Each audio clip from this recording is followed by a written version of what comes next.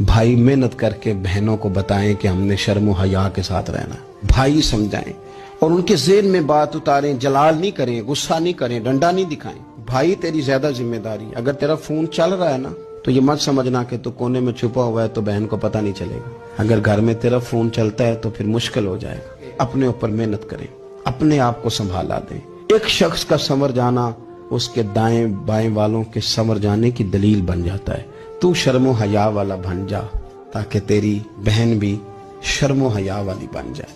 بیٹیوں کا باپ اور بہنوں کا بھائی جتنا حیا والا ہوگا اور جتنی گھر میں حیا کی تعلیم دے گا، معاشرہ بڑا سنور جائے گا۔ سن لو، میرے نبی پاک نے فرمایا حیا کل کی کل ہی بھلائی ہے، حیا میں بھلائی ہی بھلائی ہے۔ یعنی حیا والے ہو گئے تو بھلائی والے ہو گئے، حیا والے ہو گئے تو خیر والے ہو گئے، حیا والے ہو گئے تو اللہ نے بڑا کچھ دے دیا۔